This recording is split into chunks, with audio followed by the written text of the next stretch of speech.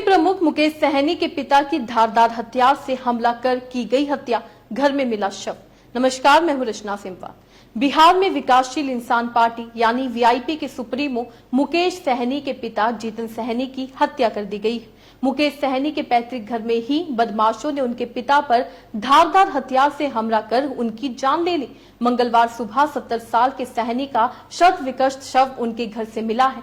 घटना दरभंगा के घनश्यामपुर थाना के जिरत गांव की है। घटना की जानकारी मिलने के बाद मुकेश सहनी मुंबई से दरभंगा के लिए निकल गए हैं। पुलिस ने बताया कि सहनी को धारदार हथियार से हमला करके मारा गया है। उनके घर का सामान भी बिखरा पड़ा मिला है। इस लिहाज से पुलिस का मानना है कि चोरी का विरोध करने पर सहनी का मर्डर किए जाने की आशंका है। हालांकि शव के चारों तरफ खून भी बिखरा पड़ा हुआ है, जो कई सवाल खड़े कर रहा है। कई अंगों को काटा गया है। हत्या की जांच के लिए एसआईटी बना दी गई है। दरभंगा के एसपी देहात इसे लीड करने वाले हैं।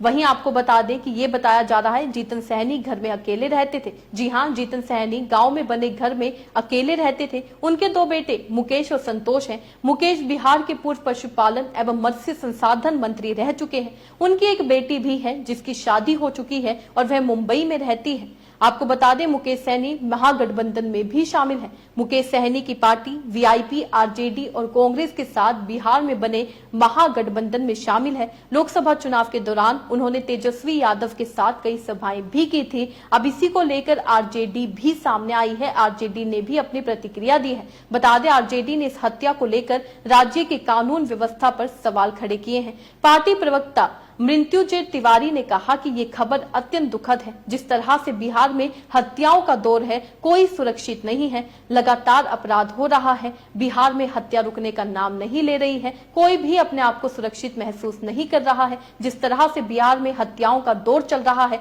यहाँ लोगों की सुरक्षा भगवान भरोसे है। वहीं इस वारदात को लेकर बिहार के उप मुख्यमंत्री सम्राट चौधरी ने कहा कि मुकेश सहनी के पिता जीतन सहनी की हत्या की ये घटना अत्यंत दुर्भाग्यपूर्ण है। मैं सरकार की तरफ से भरोसा दिलाता हूं कि इस मामले में शीघ्र एक्शन होगा। दोषियों को सलाखों के पीछे पहुंचाएंगे। हम मुकेश सहनी और उनके परिवार के साथ खड़े हैं। वहीं केंद्रीय मंत्री जीतन राम मांझी ने इस घटना पर कहा कि वीआईपी प्रमुख मुकेश सहनी के पिता की हत्या की सूचना से स्तब्ध हूं। मैं राज्य सरकार से मांग करता हूं कि दोषियों को अविलंब गिरफ्तार कर स्पीडी ट्रायल कराया जाए। मैं और मेरी पार्टी इस दुख की घड़ी में इस तरह से मुकेश सहनी के साथ है। केंद्रीय मंत्री गिरिराज सिंह ने कहा कि ये घटना राजनीति का विषय नहीं है। मुकेश सहनी एक राजनेता है। अगर उनके पिता की हत्या हुई है तो हमें दुख है। अपराधी बच नहीं पाएगा। यहाँ पर तो उन्होंने कह दिया राजनीति की करने की जरूरत नहीं है। शायद अगर उनकी पार्टी से कोई होता तो वो भी इसी तरीके से राजनीति करते हुए नजर आते।